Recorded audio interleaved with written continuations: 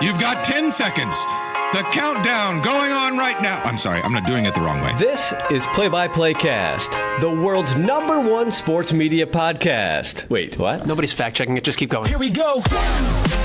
Who the hell is Happy Gilmore? Got all that on camera, right, John? Sure, I did. All right, because the red light was not on. The podcast about play-by-play broadcasters for play-by-play broadcasters, hosted by a play-by-play broadcaster. Oh, you can stick me in some kind of Italian boat because that one is gondola. Now, from New York, really? All the big ones are from New York.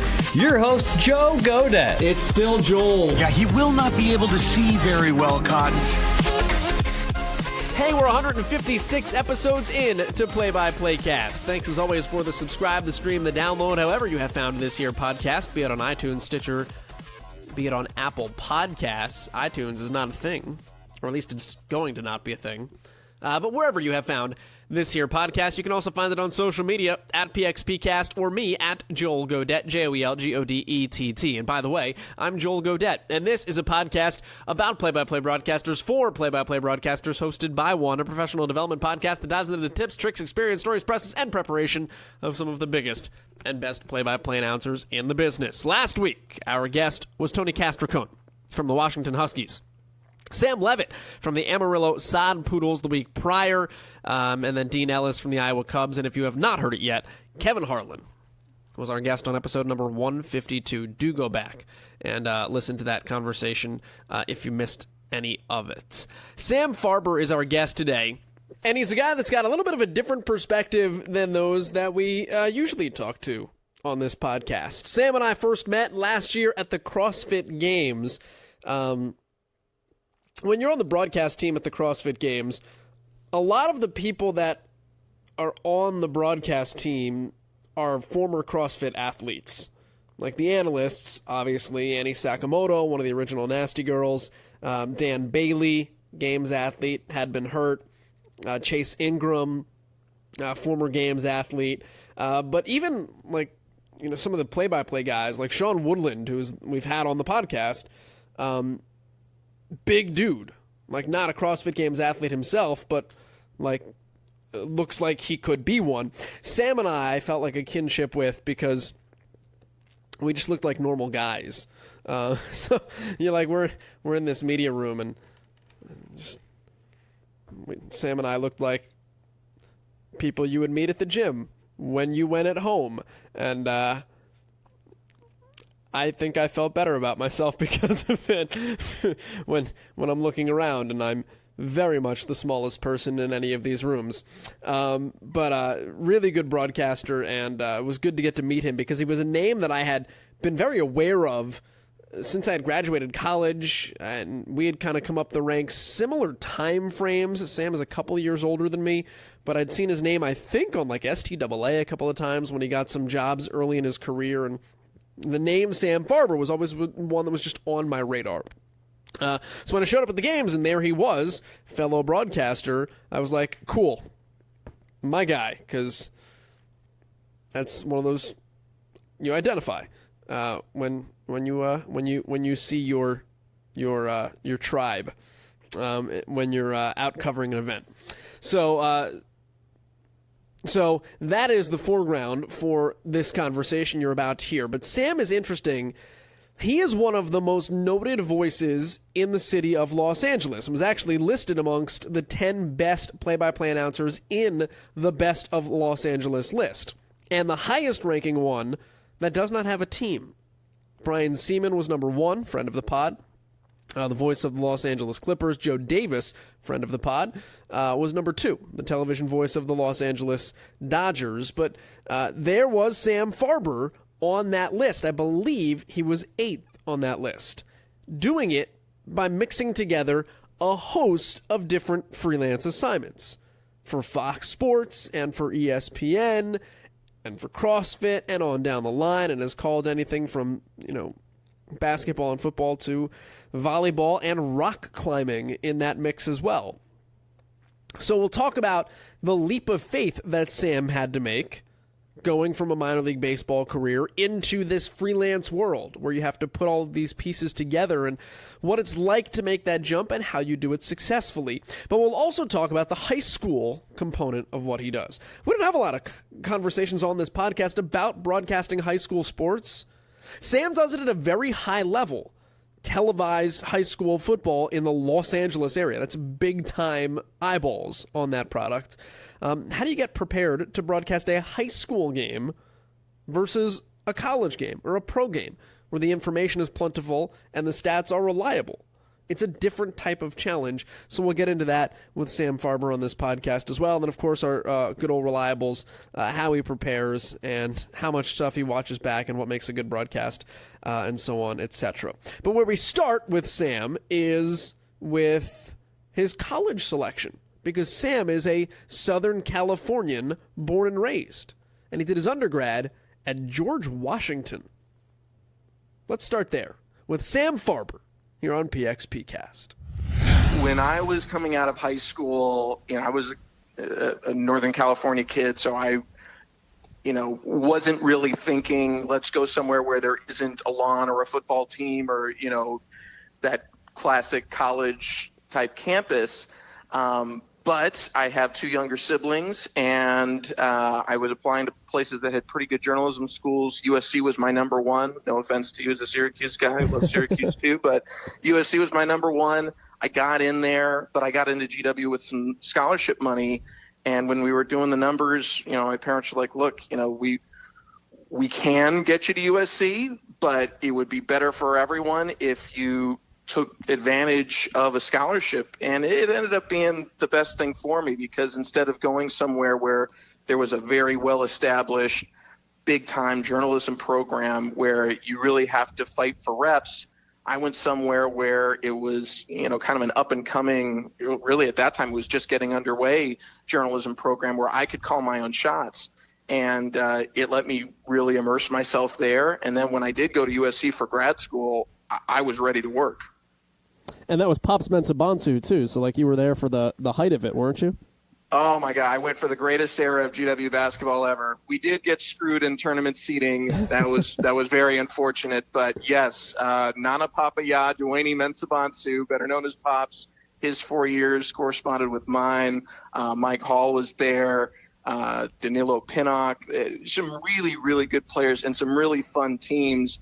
And being at the student radio station the whole time and doing some stuff for the normal broadcast for GW was just a thrill. I mean, that's really where, I started to fall in love with broadcasting and being involved in these big games. And I think if those guys had not been there, maybe things would have gone differently, because, GW, it's kind of an up and down program. They hit their highs and they'll, do well in an NIT or they'll go to the tournament. But then they've got these stretches where they're just kind of middle of the pack at best. So maybe if I'm there and they're just middle of the pack, I don't have as good a reel when I'm coming out, and I don't have as much fun with those experiences as I got to have. Yeah, that's what you've got to be thinking too while you're doing it. Is this NCAA tournament is going to sound great on a demo. I don't know if I was thinking of it that specifically, but I did think. It helps you fall in love with the business and those high highs, and it's fun to have those examples early. It can also be a bit misleading too, quite frankly, because when I got out of undergrad and went to grad school at USC, I worked for a Big West program, Cal State Northridge, doing women's basketball and doing baseball, and the baseball program was terrible year after year after year. I guess it was only there 2 years, so year after year. And then the women's basketball – I'm sorry, the dogs are barking in the background. Sorry about that. No, you're good. They exist. It's a podcast. Yeah. The basketball program was okay. Never really made the tournament. But, I think, as a broadcaster, having those early moments that are really high highs, kind of – just makes you, again, it makes you fall in love with it a little bit more. And, but you do need to get exposed to what the other side of it is like, because, most teams don't have those big moments, certainly not year after year. So you graduate from that, you go to grad school at USC, you venture out into the world. You started really in minor league baseball too. Was that not was that your main source of income, so to speak, your main job right out the bat? Pretty much, yeah. I had a news anchor job right out of grad school, but one of the best things really about being at GW was the sports director, or maybe it was the station director when I was a freshman or sophomore, was a guy named Brett Kaplan. Great guy, still keep in touch with him today. He actually works for MLB in their interactive media. I mean, he's a superstar, but he had gotten an internship at a AA team between DC and Annapolis, Maryland, called the Bowie Bay Sox, who just so happened not to have a radio broadcast. So he said, well, look, I'm manager of this student station. We don't do anything all summer. How about we do a couple of games? So that started to happen. By the time I was going into my junior year, I was the sports director, and I went around to the powers that be at the team and with our school and said, you know what, why can't we do all the home games? And then why can't we do all the games, period? And, we had great administrators who wanted to give us opportunities. And so, I was 21 years old in college and doing 70 minor league baseball games every summer. I thought it was the best thing ever. So going out of grad school, I wanted to get back to that. I was lucky to get kind of a semi-internship as the number 2 guy in Colorado Springs in AAA in the Pacific Coast League, and relationships there helped me get a job in the California League in Inland Empire, where the number 1 job was open. And I was there for, I think, 4 full seasons, and it was just great. I guess what was the end goal, or what was the end game? How did you, were you at that point in time, hey, I'm going to climb the minor league baseball ladder, or where was your mind fixated early in your career? It kind of fluctuated when I was at GW, and I, really started to get into being a play-by-play announcer. I thought, my best sport is basketball because that's what I'm doing all the time. And I'm getting good feedback. I'm feeling good about this. So that's where I'll end up. Then when I got out of grad school and didn't find my way into, being the voice of a Pac-10 or 12 program right away, but was finding success with baseball and doing a lot of it, I thought, well, this is the ladder I'm going to end up climbing. And it's funny. It seems like every 4 or 5 years, I feel like maybe I'm in a lane that's going to lead me to that big, one-of-a-kind opportunity.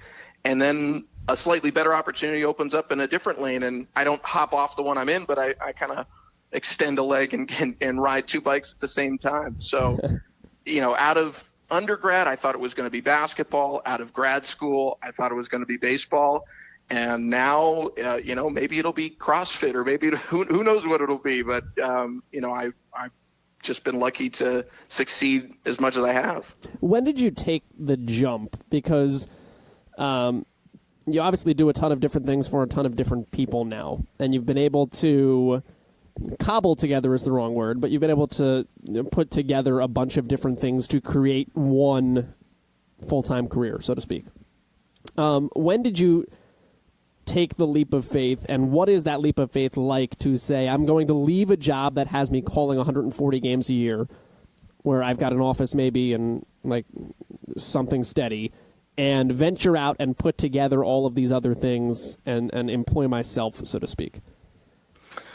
Probably coincided with getting married, because the minor league baseball lifestyle, I'm still nostalgic a little bit about riding buses, and certainly love being with the team. Just a little, for the full summer. Just a little bit on the buses. Now I appreciate that I don't have to ride the buses so much. But there is something maybe romantic about being that embedded with a team year after year. That Bull Durham lifestyle.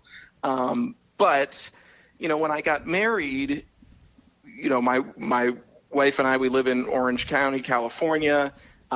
It's an expensive place to live. Minor league baseball doesn't pay a ton. And I did have some opportunities, doing web TV things, or, just getting involved in some different projects. So before we got married, my second to last season of the minors, I kind of asked my bosses, look, can I not be a salesperson anymore and try and take advantage of some other things. And I don't think they minded at all because I was not a very good salesperson. So they were like, well, great. We don't have to pay for his health care anymore, and we only have to pay him for the summertime. Perfect. This is good for us, good for you. And then my last year afterwards, it was time to see if I could make it in this. I have so much love and respect for all my friends who are in the minors, and genuinely believed coming out of college that could be a lifestyle for me. And maybe if I was in a bigger market, if I was in a AAA team or a different situation, maybe it would have been. But I just knew with the kind of, family life I wanted to have, with the kind of, overall life I wanted to have, making $15,000, $20,000 a year was not going to cut it. And, I had some faith in myself that, look, I think it could happen, but it's time to find out. And so it was kind of a jump into the deep end of the pool. And I almost drowned, but I did eventually make it with my head above water. Well, so tell me about that a little bit, because I feel like a lot of us in this industry go through that idea of if to make a jump, when to make a jump. Yeah, I guess those are the two options. What was it like? I mean, when you jumped off, how hard was it to find the parachute pole? Well, I knew a couple of things early. One was I knew I wanted to be a sports broadcaster. I wanted to watch sports for a living. That was more important to me than being the voice of a major league team per se, or being on ESPN, or any of those dream jobs. My dream job I had when I was basically 19, 20 years old. I was calling games and I didn't have to do much else, and that's what I wanted. So I knew that was a reality. I also knew I wanted to be a dad. I wanted to have a family, and those two things together can be compatible, but they're not always. So those two things really drove me in my decision-making process. And, again, like I said, I knew I couldn't sustain a family life with, just the salary I was making in minor league baseball. And the flip side of it was also true that, I didn't want to just be a family guy with a 9-to-5 job and not have, at least that, and have in the back of my mind that I never really took a shot. So, my wife was supportive of it at the time. She was like, hey, just, you go for it. And, I had some ESPN 3 style web TV type games, some opportunities that I got to do. So I was still doing broadcasting. I took a job at Fox Sports 1 on the assignment desk, which was, to be honest, a little frustrating for me because for anyone who hasn't worked on an assignment desk, you're basically taking in feeds and scheduling interviews, and you're doing all the behind the scenes work. And for me, it was very frustrating because I'm basically watching all the people doing what I want to do, being on air, and not getting to partake in it.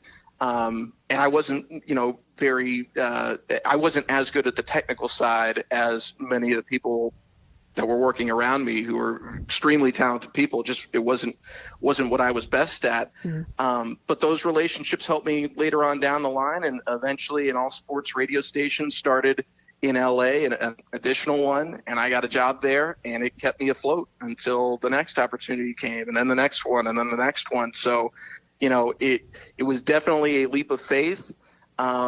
But I think for broadcasters out there who are trying to make that decision, I think you have to be really honest with yourself, and look at your career and say, if I'm at single A baseball right now and I'm making whatever my salary is it okay with me? Is it good for me if I have everything exactly as it is in 20 years? Because that could easily be your reality.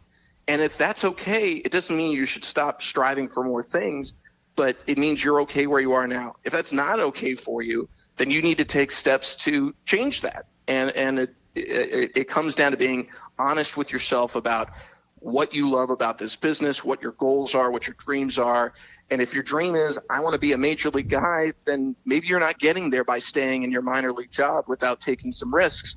If your goal is, I want to be a sports broadcaster, period, stop, then wherever you are is allowing you to have that. And you are already in your dream job. And again, don't take your foot off the gas, but don't do anything to potentially crash the car. What's it like doing that in Los Angeles? I guess, did it give you more opportunity because of where you were? as long as you're willing to, humble yourself, I guess, and do that assignment desk work and see where that goes, or was it difficult because you're in a huge market and you're trying to crack into something where there's a lot of people? It's a little of both. I mean, one, it is a huge market, so there are a lot of people within the market that want those big jobs. It's also a huge market that looks to the other markets of smaller size and tries to pick out the best people and bring them in. It's not as if, I don't know, if the Dodgers have an opening, they're not saying, well, let's find the 5 guys who are doing minor league baseball within 60 miles of LA and see which one's the best. Yeah. Now they're taking a look at everybody across the spectrum. So it's very competitive. For me, yes, there are, Fox is located here. ESPN has a studio here. NFL Network's located here. There's a lot of jobs within the industry and around the industry that you can pick up on that may or may not be on air that can help sustain you. So it's a little of both. The one big thing for me was as I was starting to get, the internet TV type of opportunities, a lot of the producers that I had are still my producers today on ESPN and Fox things. So, those relationships were huge for me because, even though I might be doing a high school, softball game on local cable access, my producer in 3 days is going to be the producer for ESPN. So, I didn't know it at the time, but as it turned out, working hard, being professional, doing a good job there helped put them in my corner for later opportunities in bigger places. Did you ever think there was a time that it wasn't going to work out? Because and you said, hey, trying to stay afloat. Was there a gut check moment, and what pushed you through it? For sure. There have been several. And I was probably maybe a month away from, trying to be an accountant or sell insurance or do something else. But you were a terrible salesman. You were that's true. We've established this. Yeah, I would have not held that job very long, but I probably would have bounced around. It was certainly close. And, again, I live in a very expensive market. There's great things about that. We enjoy endless sunshine and beach days and all that kind of stuff. So it's great in that regard, but it's very expensive. So, you have a bottom line. And for a while there, I wasn't reaching it. But I've been lucky that when I needed those opportunities the most, they seemed to find me. Now, for anyone out there, relying on dumb luck is not the best game plan.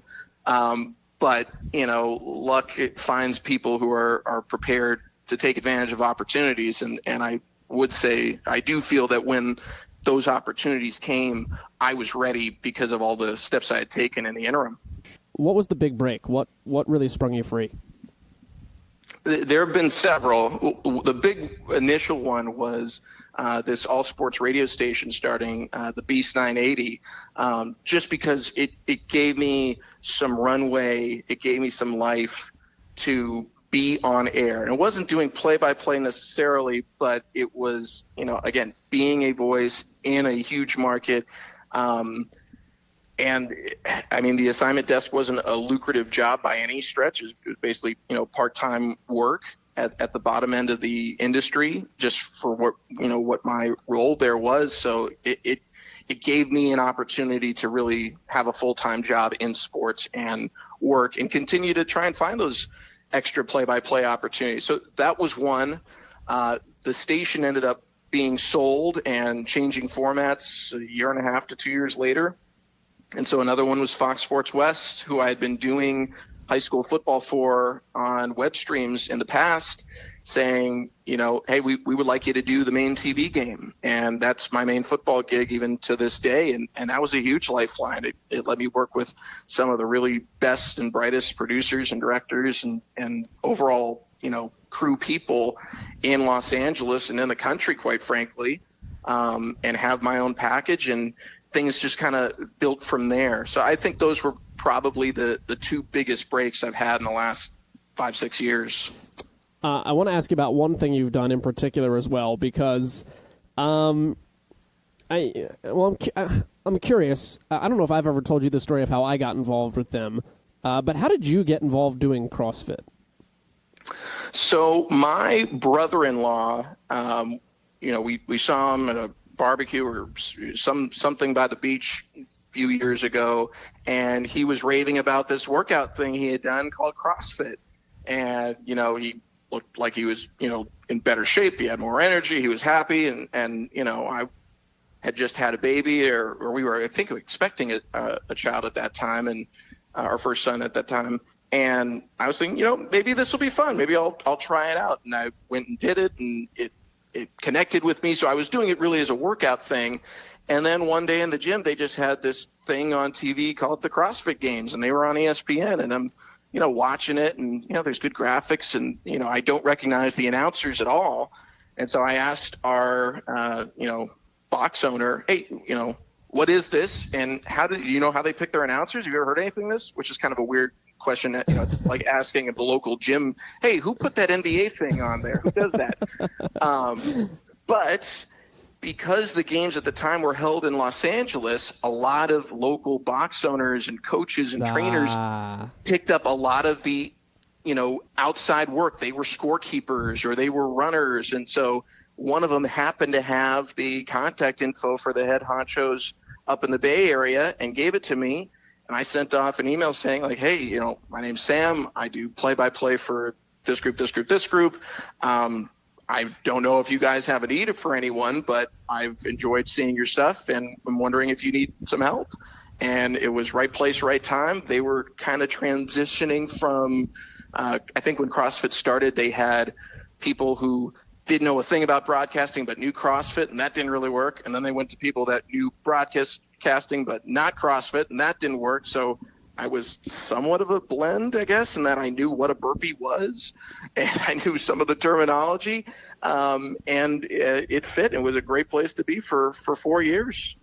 Yeah, it's why I sent an email to I literally emailed contact us at CrossFit.com for mine, and wound up doing it last year too.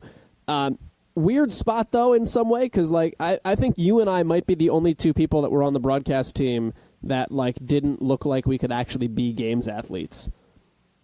That's generous of you to include yourself. I think I'm the only one who doesn't look I feel like my 1 rep max was like everybody else in that room's warm up bar. So it was like one of those intimidating where I was like, I feel like I don't belong here, but hey, I'm the play-by-play guy. What was the experience like for you being involved in that? It was great. The first couple of years, I was the sideline reporter. So I was interviewing athletes coming off the mat, and that was just a ton of fun because it was the sport is still very much in its infancy, but some of the big names are kind of are big names in the sense that they don't have to have multiple jobs. They're not delivering pizzas and then they show up and do CrossFit. They're professional CrossFitters. So there's some familiarity with media, but there's still a lot of excitement about it for them.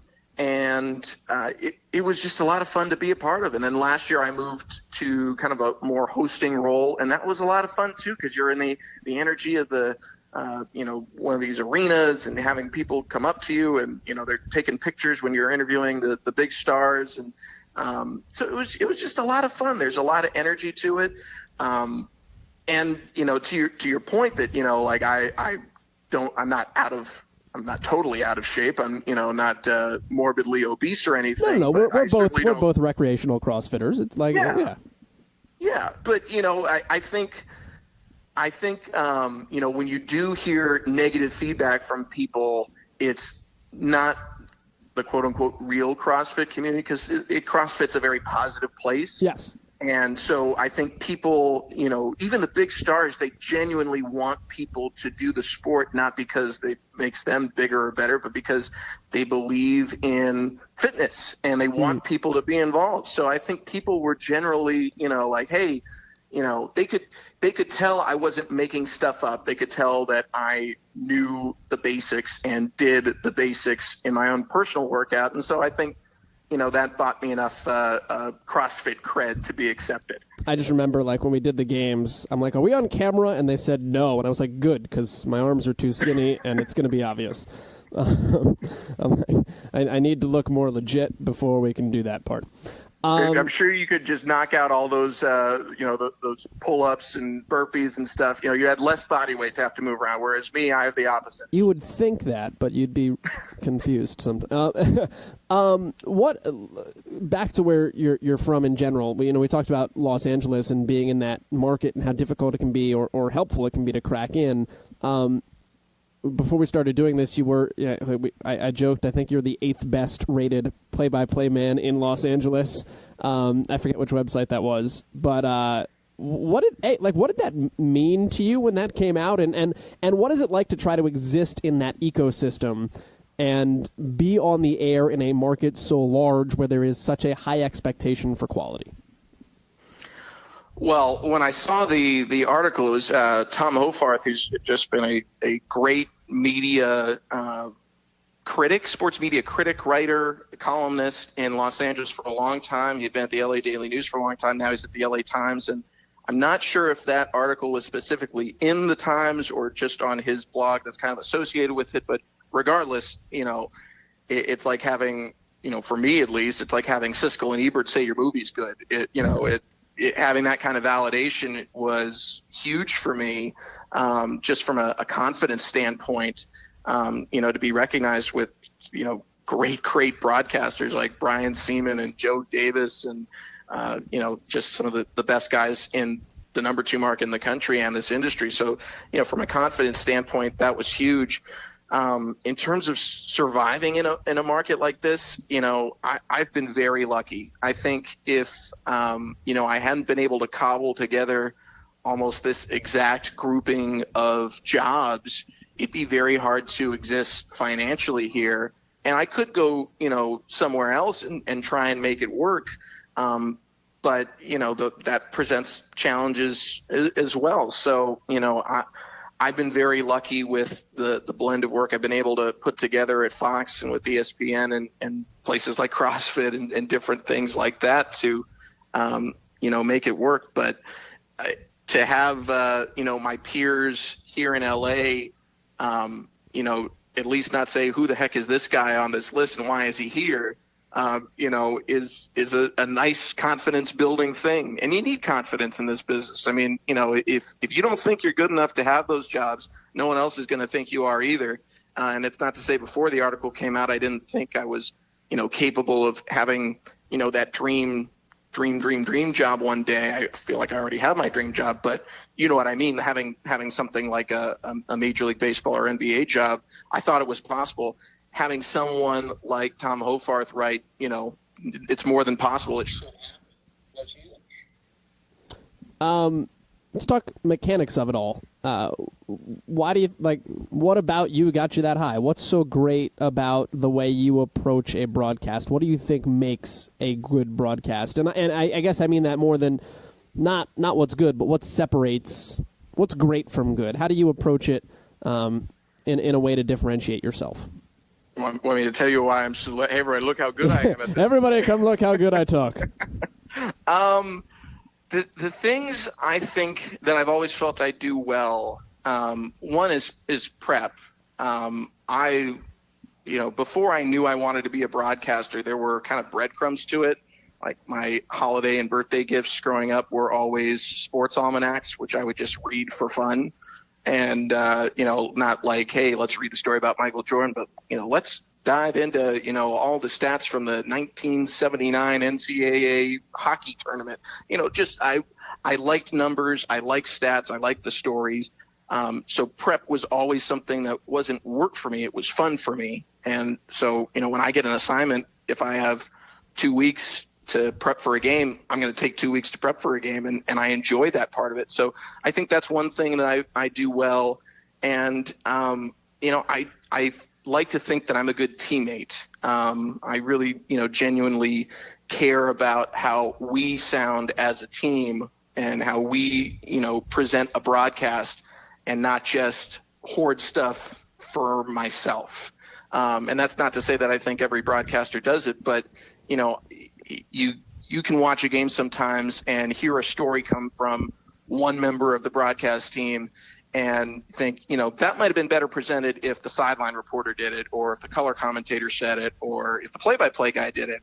And I try really hard to, when I come across a good story or a good piece of information, if I think someone else on our team can promote it better, that's how I try and deliver it. I try and make sure it goes to that person. So, those two things, and also networking. Networking is huge in this business. I think it comes along with being a good teammate. If you're, just networking because you think so-and-so is going to help you get a job, what's the reason for that person to help you? But if you're, getting to know people and incorporating them into your personal life, into your circle of friends, and genuinely, want to give favors back to them, then they're going to do favors for you. And I think, I like to think that I've been successful in that area of the industry. How are you a good teammate? Like, what's the best way to be a good teammate, and how do you best foster those relationships with the people you work with, even if it is for a one-off as a broadcast? Or I guess maybe more importantly, if it's for a one-off. Yeah, I mean, one is to try not to make it a one-off. When I've been very lucky to work with ESPN and do some, broadcasts where my producer or director is not in the same venue as me. They're off in some studio, back on the East Coast in a lot of cases. And I try and, keep in touch with those people long after our game has been aired, and knowing full well that, this person's really a Major League Baseball producer and just was, doing someone a favor picking up the late Mountain West game or Pac-12 game or whatever it was they were doing with me. But, trying to go back to them for feedback and getting to know them as people and, figure out what things I can do better. In some cases, they're, younger producers or up and comers, and tell them, hey, here's some things that I really liked about what you did. And here's some things that I've seen from your older contemporaries that they did slightly differently, and try and give them whatever feedback they want, just as I'm looking for it from them. And then with your on-air partners, it helps when you've worked with them a lot. But again, telling them the things, trying to be honest with them, not say, hey, you suck at this, but it's more like, hey, here's the things that you did really well that, I just loved when we worked together, and I hope we get a chance to do it again. But, if I can help you, let me know.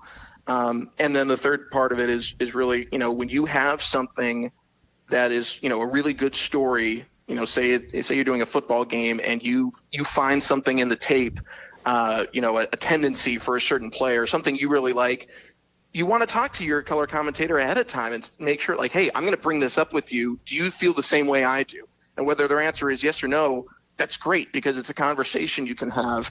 And especially for me, doing a lot of high school football or, non NFL level stuff, those are good conversations that end up resonating with producers and making the color commentator look good, and hopefully makes me look good as well. How do you best not surprise your analyst in situations like that? Like, how much stuff will you go through ahead of time, and how will you go through it ahead of time so that it's still fresh when you use it on the air? How do you kind of plan those things out in advance?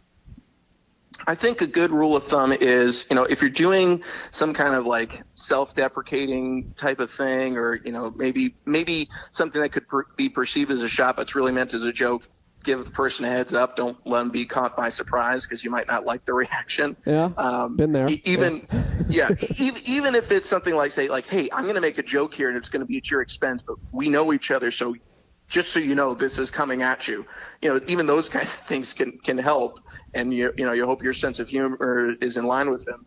And then, in terms of, stuff happening within a game, even before a game, talking to them, what are things that you like about the way this team plays, or their style of defense, or what would you want to break down? And knowing that ahead of time, because color commentators, they kind of have carte blanche to talk about whatever they want, but it does sound better when it's part of a natural conversation.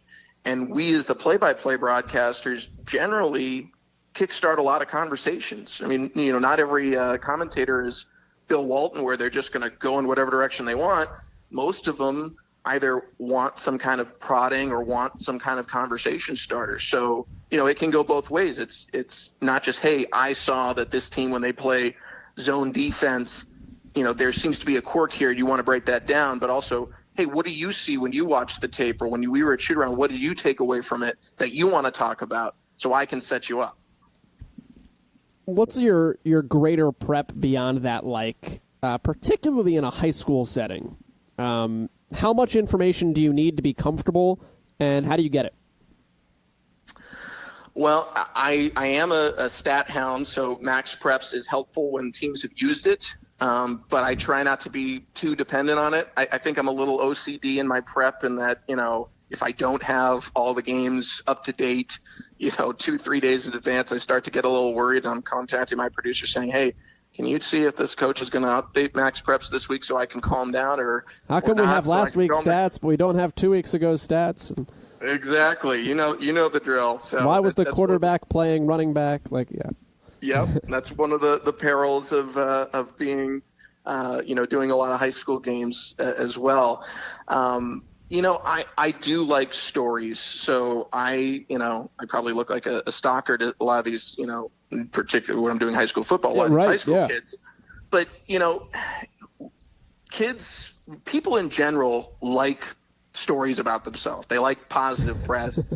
And so, rather than searching every single publication in LA and the greater SoCal area and the country that could be covering these kids, sometimes just looking up their Twitter feed to see what they've retweeted is helpful. Or seeing who's offered them is helpful, because they're going to say it. They're not shy about it in most cases. So that's a good way to get information and get stories. Coaches' calls help, but I really am a big believer. You have to prep for a coach's call. You can't come on and say, hey, do you have any human interest stories for me? Because most of them, are just going to blow that question out, like, oh, this guy wants me to do his homework for him. Whereas if you come on and say, hey, I heard your offensive lineman's dad went through a really, traumatic injury, a year ago, and the whole family's been rallying around him. Can you tell me what it's been like supporting him? Coaches love talking about that stuff, especially high school coaches. And I would think it would correspond to college and other levels too. So if you're trying to put a human interest story twist on your broadcast, you have to find that information first rather than expect someone to just give it to you. How much do you talk to the kids? Not a ton. I try to respect their privacy and the fact that they're 16, 17-year-old kids, assuming this is high school football we're talking about. College sports, you have more access, and I do try and have conversations with the athletes themselves, and there's more. They're adults. They're over 18. There's some expectation that they'll know what they're supposed to say and supposed not to say. But with high school, you want to protect them from making mistakes, and there are certainly high school players who have bad reps. The coach maybe will roll his eyes when you start to ask about them, or they're not a great attitude or great student, or there's some red flags there. But that's not my job to call them out on. I don't want to be the person that cost a kid a scholarship or an opportunity. If the thing is bad enough, it's going to cost them it themselves. But I don't need to publicize the negative stuff. I want to be positive out there and up there in the booth. Yeah, that's what I was going to say. Is like, not that you would be overtly negative in another place, but is there a difference in the way that you approach a high school game versus a college game? Yeah, I mean, for one, the stats are not reliable, so you can't rely on them quite as much. And also, what you're talking about is very different. When you're calling a college game, you got to think about your audience. You're typically either talking to the fans of the program you're working for, or the fans of, just football in general. Like if I'm doing a college football game for ESPN, it's different than if I'm doing it for the school itself. When you're doing high school, most of your audience is either the friends and family of, the players, or generally speaking, fans of college football who want to see who's next. And I'm very lucky, being in Southern California, we have more great programs and great recruits than I would say any other part of the country. Yeah. I mean, especially here, we've got Mater Dei and St. John Bosco, and our kids are going all over the country. Yeah. So that makes it easier a bit too. Yes. Oh, definitely. So, we've got last couple of years, I've had some combination, at least 3 or 4 times a season, of Mater Dei, St. John Bosco, Bishop Gorman, and IMG Academy. And if none of those names are familiar to you, you're probably not a big college football fan. Because if you are, you've seen those names on kids' bios all the time. I mean, everyone, literally everyone on the field is going to play at a D1 program. So the football is great. But again, you know you're talking to that audience. And so the way you handle players, the way you prep is definitely different from, say, if I were doing a USC UCLA game, one day, that's a game that is important in and of itself. And not to say that the Mater Dei St. John Bosco one isn't, because they're playing for state championships and things that are important to them, but your audience maybe doesn't care about that as much as they care about, hey, that kid that's playing quarterback might be my quarterback in 2 years, so I want to hear stories about him. And that becomes your story narrative, is really, as much as you're talking about the current, you're almost projecting more in that kind of a role. You are. And you also want to do your due diligence for all the kids that are not going to be, big stars one day. I mean, I was a very mediocre high school athlete, but I remember how big a deal it was when the local paper misspelled my name in the agate type when I, scored in our basketball game or played well in a tennis match or whatever it was. It's a big deal. So for those kids who it might be the one time that their game is ever televised, you want to get stories right, and you want to tell those positive things about the kid who's overcome something. We had a game last year where the kid's sister had passed away within 2 weeks of the game. And, the coach is talking about how he has to miss practices for funerals and just terrible, terrible stuff. But the kid is such a bright kid and good athlete. He ended up getting a scholarship at, I think, a Mountain West school. So, a big program, but he's not going to Alabama or anything. But those stories, those moments, they're important to tell well. And that's really something that not just me, but our entire crew works hard on. How much do you listen back? I watch a lot of replays, but, my games are replayed late at night, and I've got 2 kids under 3, so sometimes there's a late night feeding or a night diaper change or something, and I'll just flip it on while I'm staying up, and I'll watch for a while. Stop crying, Daddy's on. Yeah. That's right.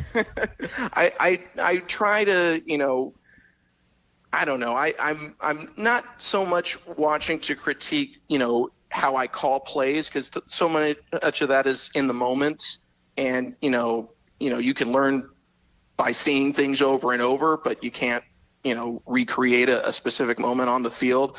But things that are mechanical that I'm doing week in, week out, I do try and watch and see, am I sounding better? Am I throwing properly? Am I looking in the right direction for our opens, for our halftimes, for our post-game shows? I think those are good things to take note of how you're doing it and try and compare yourself to the people you want to be compared with.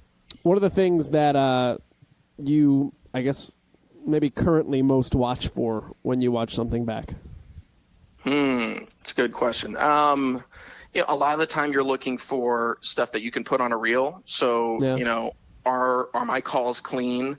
I've been lucky to work with the same color commentator in football and a pretty consistent group in basketball as well for the last couple of years. So, we kind of have a good understanding of when people are going to talk and when they're not. But, making sure I'm not stepping on people, highlighting the color commentators and their different individual styles. Things like that are things that I want to pay attention to in game.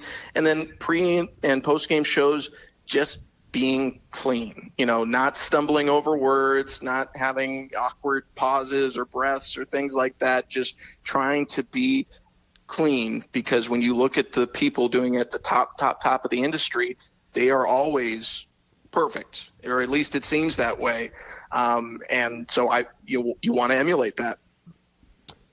What's the end goal at this point for Sam Farber? I like to think I have it, but I think if you ask my wife, you said you had your dream job, yeah. Yeah, I mean, I tell people when they ask, if you put a contract in front of me that said I would do exactly what I'm doing now, I probably call somewhere in the neighborhood of I don't know, 50, 60 events a year through different networks, on traditional TV or streaming or whatever it might be. But, that's generally about my total for the year. And, on-air events, maybe close to 100. So if you gave me a contract and said I could do that for the next 20 years, even without a raise, I would sign it instantly. The tough thing about being a freelancer is there's very little guarantee. Year to year, you're always at the mercy of, does the program director, has it changed? Did the package change? Is this going to be televised anymore? Are they, what's going to be different? So that level of uncertainty is something that I would like at some point to not be there quite so much. But at the same time, I have been lucky to build year to year. I tend to get more games, not less. I tend to have more opportunities, not fewer. And, if I can continue in that trajectory, that's great. But of course, like anyone, I look at a Major League Baseball job or basketball job as a be-all, end-all, not because I think it's so much better than what I'm doing now. I genuinely love what I'm doing now. I look at it as being so much better because there is a level of sustainability that doesn't exist when you're a freelancer. And that's something that's very attractive to me as a father of 2 kids who has to pay for things and help support, my wife is an outstanding worker and provider as well. So we've been lucky in that regard, but it would be great to know this is coming back every year unless I do something colossally stupid. That would make me more comfortable. How do people find you if they want to? If they want to, I'm on Twitter at Sam Farber Live.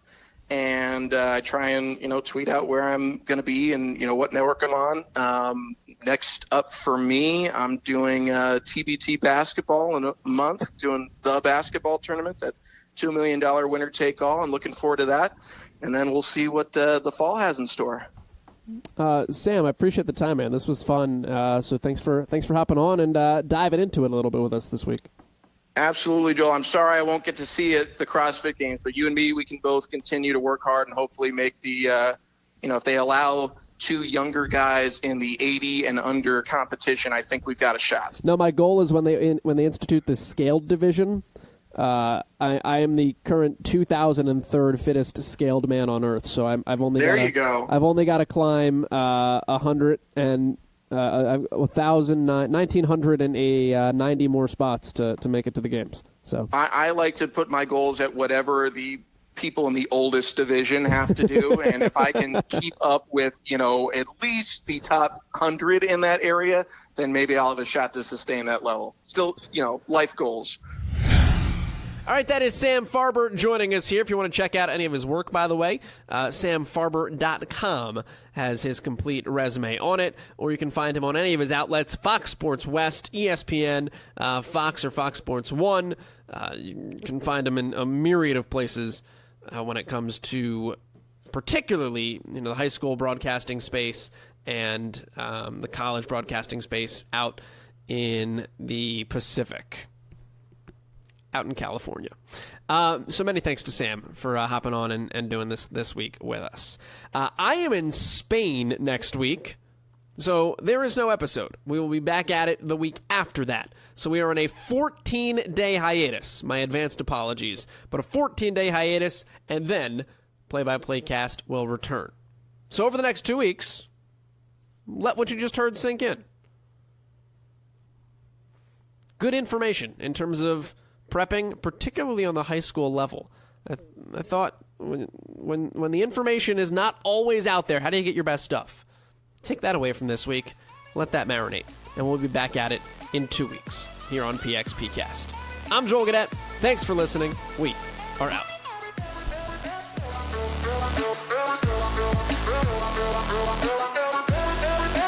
And that will do it from St. Louis, where the score is inconclusive.